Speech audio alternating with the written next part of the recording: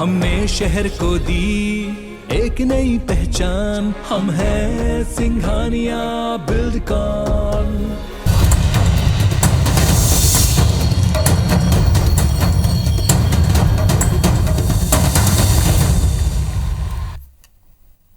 नमस्कार, मैं हूं आकांक्षा और आप देख रहे हैं आईबीसी 24 छत्तीसगढ़ से जुड़े हमारे इस खास बुलेटिन में आप सभी का स्वागत है। देखते हैं खबरें विस्तार से।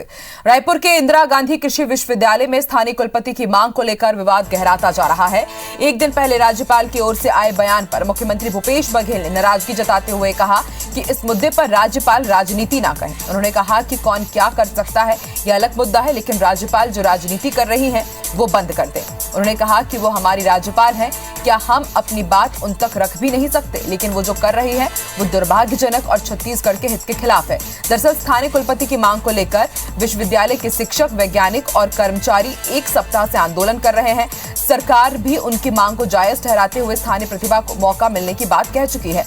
मामले में एक दिन पहले राज्यपाल ने कहा था कि विश्वविद्यालय में गुणवत्ता बनाए रखने के लिए वो किसी की भी नियुक्ति कर सकती है, ये उनका संवैधानिक अधिकार है। उन्होंने ये भी कहा था कि राज्य में 14 यूनिवर्सिटी हैं, जिनमें 9 में स्थानीय कुलपति हैं और उनमें से अधिकांश सिर्फ एक वर्ग से हैं। राज्यपाल ने कहा था कि उन पर कोई दबाव बनाने की कोशिश ना करे। वहीं विपक्ष ने इस विवाद पर कहा है कि संवैधानिक संस्था की गरिमा कांग्रेस तार-तार कर रही है।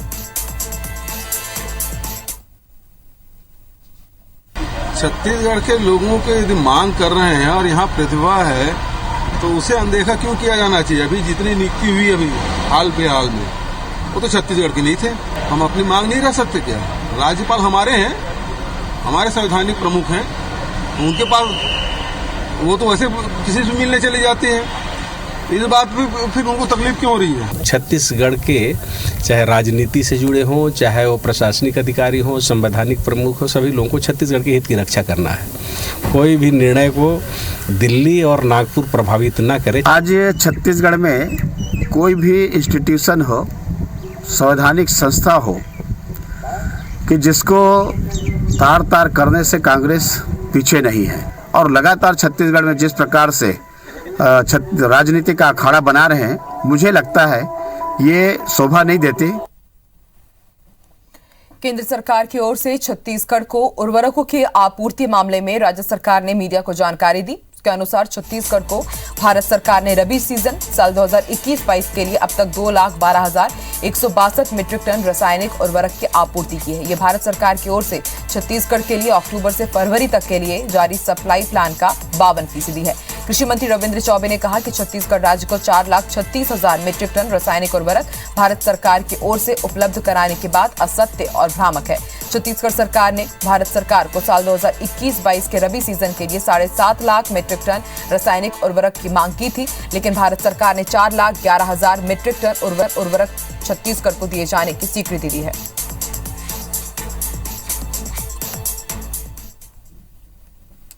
स्कूल शिक्षा मंत्री प्रेमसाय सिंह टेकाम ने कहा है कि स्वामी आत्मानंद अंग्रेजी मीडियम के कई स्कूलों में शिक्षकों को ट्रांसफर किया गया है, लेकिन परीक्षा तक इन्हें रिलीव नहीं किया जाएगा। शिक्षा मंत्री ने कहा कि जिन शिक्षकों का ट्रांसफर हुआ है वो वर्तमान में जिस स्कूल में है वहीं रहेंगे ताकि छात्रों की पढ़ाई प्रभावित न हो। वहीं भाजपा के प्रदेश प्रवक्ता श्री चंद्र सुंदरानी का कहना है कि राज्य सरकार स्वामी आत्मानंद अंग्रेजी मीडियम स्कूल का सही तरीके से क्रियान्वयन नहीं करवा पा रही है। ये बातें आई थी कि जो अभी चूंकि परीक्षा का समय है और टीचर वहाँ से अगर किसी को अगर भेज रहे हैं वहाँ से, तो हम लोगों ने एक आदेश जारी किया है कि जब तक परीक्षाएं हैं तब तक जिन टीचरों को अगल बगल के स्कूल में भेजा गया है वो रिलीव नहीं होंगे, वो वहीं रहेंगे और बच्चों की पढ़ाई कराते रहेंगे जब तक उनकी परीक्षाएं बच्चों की रहेंगी तब तक वहाँ रहेंगे। स्वामी आत्मानंद स्कूल जो इंग्लिश मीडियम चालू किए गए उसके उद्देश्य की पूर्ति नहीं हो पा रही है। अगर इस प्रकार की हीला हवाला सरकार करते रहेगी तो यह योजना भी कागजों तक बीजेपी की प्रदेश प्रभारी डी पुरंदेश्वरी ने कांग्रेस पर केंद्र सरकार की योजनाओं पर भ्रष्टाचार करने का आरोप लगाया है। डी पुरंदेश्वरी ने जगदलपुर के संजय गांधी वार्ड में कांग्रेसी पार्षद पर प्रधानमंत्री आवास दिलाने के नाम पर पैसे लेने का मामला उठाया। उन्होंने कहा कि जनता खामोश जरूर है, लेकिन चुनाव में कांग्रेस को सबक सिखाएगी। डी पुरंदेश्वरी शनिवार को बस्तर की 3 दिवसीय प्रवास पर जगदलपुर पहुंची। वहां से दंतेवाड़ा जाकर जिला कार्य समिति की बैठक में भाग लेने के बाद मंडल प्रभारी, मंडल अध्यक्षों, महामंत्री और वरिष्ठ नेताओं से वो मिली। वहीं 20 फरवरी को डी पुरंदेश्वरी कोंडागांव में जिला कार्य समिति की बैठक में हिस्सा लेंगे। पुरंदेश्वरी के दौरे पर सीएम भूपेश बघेल ने कहा है कि ऐसा लगता है कि नगरीय निकाय चुनाव परिणाम से मिले सदमे से उबर गई हैं, इसलिए फिर से आई हैं। मंत्री अमरजीत भगत ने कहा कि निकाय चुनाव में भाजपा के खराब प्रदर्शन के बाद डी पुरंदेश्वरी अब बीजेपी नेताओं को अपने साथ में रख ही नहीं रही हैं। नेता प्रतिपक्ष धर्मलाल कौशिक ने कहा है कि बीजेपी प्रभारी के आने से कांग्रेसियों के चेहरे पर चिंता की लकीरें हैं।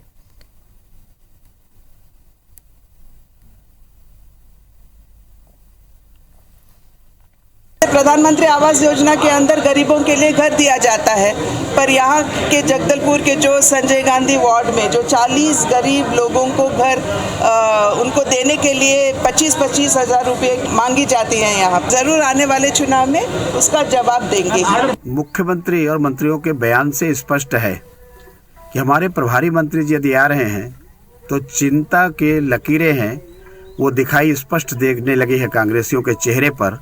पूरे हिंदुस्तान में जो कांग्रेस की स्थिति है हम सब देख रहे हैं, सिमट गई है और छत्तीसगढ़ में भी सिमटना शुरू हो जाएंगे। पुरंदेश्वरी जी ने वहाँ जो थूका ना, भारतीय जनता पार्टी पूरा साफ हो गई। नगरीय निकाय चुनाव के बाद जो सदमे में थे शायद उससे उबर गए हैं लगता है, और फिर से आई। अच्छी बात है, और हंटर वगैरह चलाए तो ठीक रहेगा कि उनके पैमाने में लोग खरा नहीं उतरे होंगे, इसलिए उनको अभी जितना भी नगर निगम, नगर पंचायत के चुनाव हुए उसमें सब इन लोगों का जो परफॉर्मेंस रहा वो बहुत ही निराशाजनक रहा, तो इसलिए वो नाराज चल रही हैं। कवर्धा जिले के दौरे पर आए पूर्व मुख्यमंत्री डॉक्टर रमन सिंह ने यहां मीडिया से बात करते हुए कहा है कि प्रदेश में विकास के कोई भी काम नहीं हो रहे हैं। रोड, पुल, पुलिया के काम ठप पड़े हैं। मुख्यमंत्री दरअसल दशरंगपुर में दशरथ तालाब में सेतु निर्माण के लोकार्पण और 151 शिवलिंग स्थापना के मौके पर आयोजित कार्यक्रम में शामिल हुए। इस मौके पर संत राजीव लोचन, सांसद संतोष पांडे, पूर्व संसदीय सचिव मोतीराम चंद्रवंशी सहित कई भाजपा नेता भी मौजूद रहे। दशरंगपुर के बाद डॉक्टर रमन सिंह पडरिया के लिए रवाना हुए। अब इनका रुचि विधानसभा से हटता जा रहा है, विधानसभा की चर्चा से भागते हैं, क्योंकि कुछ बताने लायक है नहीं, डेवलपमेंट का कोई काम है नहीं। पूरे के पूरे विकास काम ठप पड़े हैं। पूरे छत्तीसगढ़ में एक भी काम, सड़क, पुलिया, पुल, स्कूल, अस्पताल निर्माण और विकास के काम ठप हैं।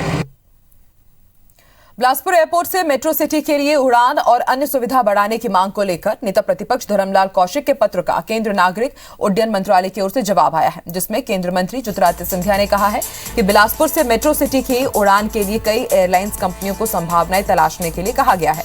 पत्र में जानकारी दी गई है कि राज्य सरकार के अनुरोध पर भारतीय विमानपत्तन प्राधिकरण ने बिलासपुर हवाई अड्डे को 4C श्रेणी का एयरपोर्ट बनाने के लिए स्टडी कर रिपोर्ट राज्य सरकार को सौंप दी गई है। प्राधिकरण ने राज्य सरकार से बिलासपुर हवाई अड्डे के संचालन के लिए भूमि उपलब्ध कराने का अनुरोध किया था, जो अभी राज्य सरकार के पास विचाराधीन है।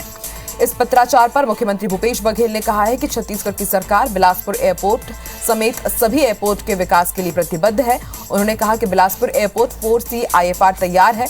मुख्यमंत्री भूपेश बघेल ने यह भी कहा कि छत्तीसगढ़ में उड़ान 4.1 के तहत हफ्ते में केवल 4 उड़ानें संचालित हो रही हैं, जबकि इसी योजना के तहत उत्तर प्रदेश में 50 और मध्य प्रदेश में 25 उड़ानें संचालित हो रही हैं, जो कि छत्तीसगढ़ के साथ अन्याय है।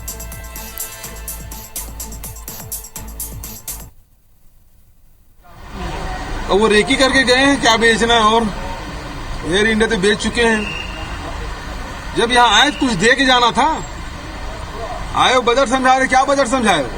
कुछ समझ आया बजट? जो प्रस्तुत करने वाले उसको समझ नहीं आया तो उनको क्या समझ आएगा, और छत्तीसगढ़ के लोगों को क्या समझ आएगा? आखिर छत्तीसगढ़ को दिया क्या है जो वो बताने आए थे? तो छत्तीसगढ़ को कुछ दिए तो है नहीं जिसके बारे में बात करें वो। मुख्यमंत्री भूपेश बघेल की dream project Arpa river front और बैराज निर्माण पर बिलासपुर प्रशासन ने ताकत झोंक दी है। अगले साल होने वाले चुनाव से पहले प्रशासन के सामने दोनों प्रमुख परियोजनाओं को पूरा करने की चुनौती है। साल 2022 के आखिर तक शासन ने प्रोजेक्ट का लास्ट डेडलाइन तय कर दिया है। अरपा के संरक्षण, संवर्धन और सौंदर्यीकरण के लिहाज से सरकार और बिलासपुर के लिए दोनों प्रोजेक्ट महत्वपूर्ण हैं। आपको बता दें, अरपा में शिव घाट और पचरी घाट में लगभग 100 करोड़ की लागत से 2 बड़े बैराज और इंदिरा सेतु पुल से शनिचरी रपटा तक नदी के दोनों किनारे करीब 94 करोड़ की लागत से 4 लेन सड़क और रिवर फ्रंट का निर्माण किया जाना है। नदी के दोनों किनारे रिटेनिंग वॉल और लेबलिंग का काम किया जा रहा है। इसी तरह बैराज निर्माण का काम फाउंडेशन लेवल पर आ गया है।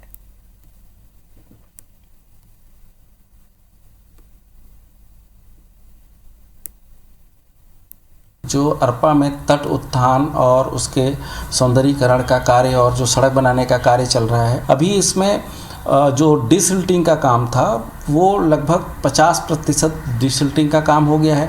रिटेनिंग वॉल जो आउटर साइड में बनाने हैं वो अब शुरू हो चुके हैं। रिटेनिंग वॉल के बाद जो नाला बनना है उसकी पूरी एक तरीके की मैपिंग कर ली गई है। देखिए, अरपा में 2 बैराज बन रहे हैं। एक शिवघाट बैराज का फाउंडेशन का काम आधे से ज़्यादा कंप्लीट हो गया है। दूसरे बैराज का काम जो पचरी घाट पर हो रहा है उसका काम शुरू हो चुका है और वो भी जून तक उसका फाउंडेशन का काम हो जाएगा। एसईसीएल में अनुकंपा नियुक्ति के लंबित प्रकरणों के निराकरण की मांग तेज हो गई है। जनप्रतिनिधियों के बाद अब कोयला श्रमिक संगठन मांग को लेकर लामबंद हो गए हैं। श्रमिक संगठनों ने अनुकंपा नियुक्ति के मामले का 15 दिन के अंदर निराकरण करने की मांग की है। इसके साथ ही भू विस्थापित और कोरोना से दिवंगत कर्मियों के आश्रितों को नौकरी देने के मामलों का भी जल्द निराकरण की मांग की गई है। दरअसल एसईसीएल में फिलहाल अनुकंपा नियुक्ति के करीब 200 से ज्यादा प्रकरण लंबित हो गए हैं। इधर एसईसीएल के प्रबंधन का कहना है कि कोरोना के कारण प्रकरण बढ़े हैं, के कारण पेंडेंसी बढ़ गई है। मामलों का जल्द निराकरण हो, इसके लिए रोजाना प्रकरणों का निपटारा किया जा रहा है। 31 मार्च तक पेंडेंसी खत्म करने का टारगेट दिया गया है।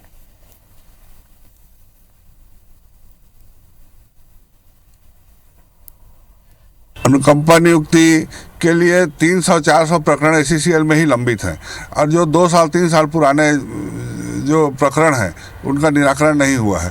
नया सीएमडी आने से उसमें प्रक्रिया शुरू हुई है। मांग करते हैं कि जल्दी से जल्दी उनको भी तुरंत नियुक्ति दिया जाए। अभी हाल फिलहाल में ही अनुकंपा नियुक्ति के क्लियर हुए हैं।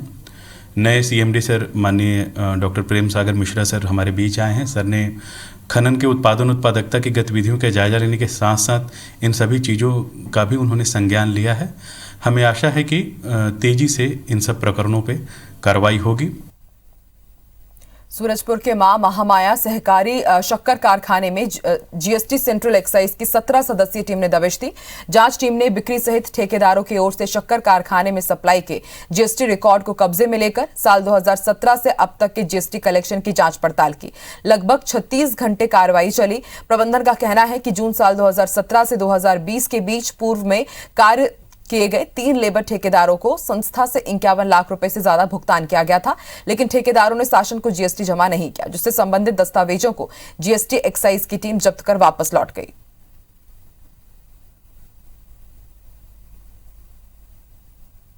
जीएसटी के जितने भी मामले हैं भाई 2 दिन तक जांच किए और जांच के उपरांत तो उन्होंने सही पाया। यहाँ समय पे जीएसटी हमेशा पड़ते आ रहा है। ये सहकारी संस्था है, यहाँ जीएसटी समय पे पड़ता ही रहता है।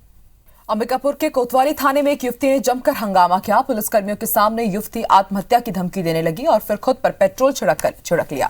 मामला बिगड़ता देख पुलिस ने युवती समेत कई महिलाओं को हिरासत में लिया है। दरअसल अंबिकापुर पुलिस ने बहुचर्चित हत्याकांड में फरार चल रहे अशोक तिवारी उर्फ बाबा पंडित को गिरफ्तार किया है। इस मामले में आरोपी के 2 नाबालिग बेटों को भी गिरफ्तार किया गया है।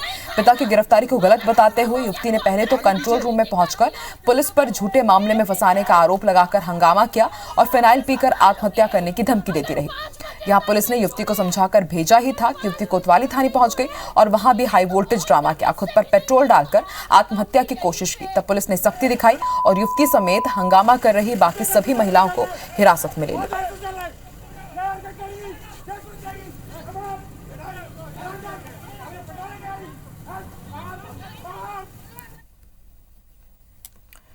भिलाई के एक युवक का वीडियो सोशल मीडिया में वायरल हुआ है, जिसमें युवक अजीबोगरीब हालत में नजर आ रहा है। वीडियो में युवक कह रहा है कि सुपेला में रहने वाले अयाज, परवेज, कालू और शाहरुख नाम के युवकों ने 100 किलो गांजे के बदले उसे ओडिशा में गिरवी रखवा दिया। युवक बार बार इनका नाम दोहरा रहा है और अपनी मौत के लिए भी इन्हीं 4 युवकों को जिम्मेदार बता रहा है। छानबीन में यह सामने आया है कि वायरल वीडियो में नजर आ रहा है युवक भिलाई के सुपेला का रहने वाला है, जो बीते 1 महीने से लापता है। वहीं जिन 4 लोगों पर युवक को बचाने का आरोप है वो भी क्षेत्र से गायब है। फिलहाल युवक ने ये वीडियो कहां बनाया है इसका पता नहीं चल पाया है, लेकिन पुलिस की टीम तलाशी के लिए ओडिशा रवाना हो गई है। दुर्ग जिले की एक फैक्ट्री में अमोनिया गैस का रिसाव होने से लोगों को सांस लेने में तकलीफ होने लगी। आसपास के घरों में गैस भर गई, जिससे अफरा तफरी का माहौल हो गया और लोग अपनी जान बचाकर भागने लगे। मामला जिले के औद्योगिक क्षेत्र छावनी का बताया जा रहा है, जहां अनूप आइस नामक बर्फ की फैक्ट्री है, जिसके अमोनिया गैस टैंक में लीकेज हो गया, जिसकी वजह से लोगों को सांस लेने में पहले भी तकलीफ होती थी।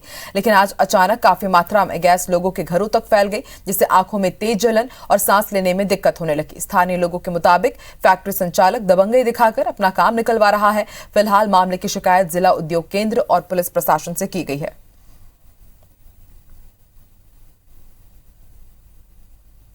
रायगढ़ में पिछले कई साल से 10,000 से ज्यादा घरों में बिना वैध कनेक्शन के पानी की सप्लाई की जा रही है। 164 करोड़ की अमृत मिशन योजना के तहत शहर में 36,433 मकानों में नल कनेक्शन दिए गए हैं। नगर निगम ने जब पाइपलाइन कनेक्टिविटी के सर्वे किया तो पता चला कि सिर्फ 22,315 लोगों ने ही नल का कनेक्शन ले रखा है। वहीं 3,000 घरों में बोरवेल या अन्य माध्यम से पानी की आपूर्ति होती है, जबकि बाकी के लगभग 10,000 घरों में अवैध नल कनेक्शनों के जरिए पानी की सप्लाई हो रही है। नगर निगम हर दिन 20 लाख लीटर पानी की सप्लाई कर रहा है, जिसमें से 7 लाख लीटर पानी कहां जा रहा है इसका निगम के पास कोई हिसाब ही नहीं है। जानकारों का यह भी कहना है कि अगर इन सभी अवैध कनेक्शनधारियों को वैध किया जाता है तो निगम को हर महीने 20 लाख रुपए का अतिरिक्त टैक्स मिलता। मामले में मेयर का कहना है कि अवैध कनेक्शन को वैध करने की कार्रवाई चल रही है। निगम जो ना रेगुलर नल टैक्स पटा रहे हैं, किसी कारण बस अब 2 महीना 3 वेला विलम्ब हो जा रहा है, उसको भारी सरचार्ज जोड़ के उनके ऊपर नोटिस भेजा जा रहा है, उनका नन कलेक्शन काटने का आदेश दिया जा रहा है। 8 से 10,000 मकानों पे अवैध रूप से नल कनेक्शन या पानी की निकासी की जा रही है। यदि इनको ये सुनिश्चित कर लें कि इसको वैध करके रेगुलर कर लिया जाए। कनेक्शन लिया गया था तो उसमें अवैध रूप से था, और अभी जो अमृत मिशन के हर घर में कनेक्शन दिया जा रहा है उसमें आधार कार्ड से लिंक किया जाएगा और मीटर लगाया जाएगा, तो इससे हमारी जो जल की समस्या हो रही थी वो सभी घर में पहुंचेगा और राजस्व की हानि हो रही थी वो भी हमारे लिए लाभ होगा। SMA यानी कि स्पाइनल मस्कुलर एट्रोफी जैसी गंभीर बीमारी से जूझ रहे 1.5 साल के बच्चे को जीवन दान मिला है। रायगढ़ के छयांक को यूएस की इंजेक्शन निर्माता कंपनी नोवाटिस की तरफ से 16 करोड़ का इंजेक्शन निःशुल्क मिला है। दरअसल किसान नरेंद्र नायक का 14 महीने का बेटा छयांक SMA से पीड़ित था। इस बीमारी को रेयरेस्ट ऑफ द रेयर कहा जाता है, जो 10 लाख बच्चों में से किसी एक को ही होती है। इसके इलाज में लगने वाले इंजेक्शन की कीमत 16 करोड़ रुपए है। इसी बीच छयांक के पिता को पता चला कि कोई कंपनी हर साल लकी ड्रॉ के जरिए इस बीमारी से पीड़ित बच्चों को इंजेक्शन देती है, जिसके लिए उन्होंने अप्लाई किया और इस बार छयांक को चयन किया गया। परिजनों ने बताया कि उन्हें मुंबई से कॉल आया, जिसके बाद उन्होंने अपने बच्चे को हिंदुजा अस्पताल में भर्ती कराया है। वर्तमान में छयांक को इंजेक्शन लगाया जा चुका है, जो फिलहाल 3 महीने तक डॉक्टरों की निगरानी में रहेगा।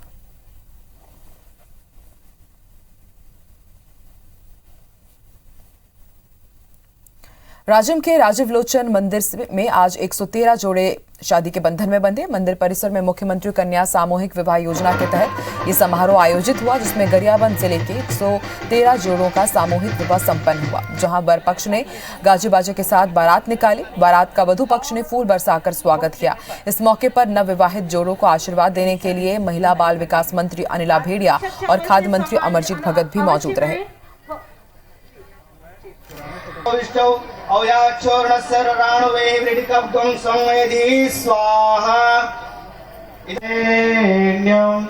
भर्गो देवस्य धीमहि धियो यो। बलरामपुर जिले के रामानुजगंज इलाके में 2 हाथियों ने जमकर उत्पात मचाया। अमितमई गांव में हाथियों ने 2 घरों में तोड़कर उसमें रखा अनाज खा लिया। हाथियों के गांव में घुसने से ग्रामीण दहशत में हैं। लगातार इस इलाके में विचरण कर रहे हाथी भोजन की तलाश में गांव पहुंच जाते हैं। पिछले 2 दिनों में हाथियों के दल ने 5 घरों के साथ फसलों को काफी नुकसान पहुंचाया है। वन विभाग की टीम ग्रामीणों को समझाइश देने में जुट गई है कि वो हाथियों के साथ छेड़छाड़ न करें।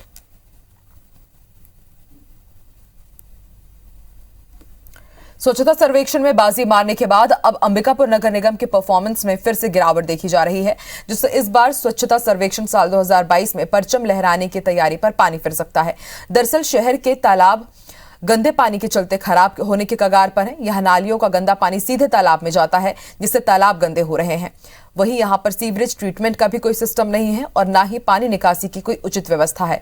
मामले में विपक्ष के नेता प्रबोध मिंज ने कहा है कि निगम ने अब तक पानी निकासी के लिए कोई ठोस प्रयास नहीं किया है। इधर महापौर का कहना है कि इसके लिए प्रस्ताव सरकार को भेजा गया है और स्वच्छता सर्वेक्षण के पहले तालाबों को साफ सुथरा करने के साथ ही वाटर मैनेजमेंट का काम भी कर लिया जाएगा। नगर निगम मुझे लगता है कि इसको कोई ध्यान नहीं दे रही है, महापौर जी का भी कोई ध्यान नहीं है, तो ये इनकी इच्छा शक्ति नहीं है काम करने की। और ये जो तालाबों का जो गंदगी है अभी जो दिख रहा है, पूरा बुरा हाल है, ये निश्चित रूप से आने वाले समय में जो स्वच्छता सर्वेक्षण होगा इसमें अंबिकापुर नगर को बहुत पीछे ढकेल देगा। स्वच्छता सर्वेक्षण में इन सब चीज़ों का सीधा प्रभाव पड़ता है। शासन इस ओर सेंसिटिव है। मुझे उम्मीद है कि अभी सैंक्शन आ जाएगा और सर्वेक्षण के पहले हम तालाबों की स्थिति ठीक कर लेंगे। और इसी के साथ इस बुलेटिन में फिलहाल इतना ही। आप देखते रहिए IBC 24। नमस्कार।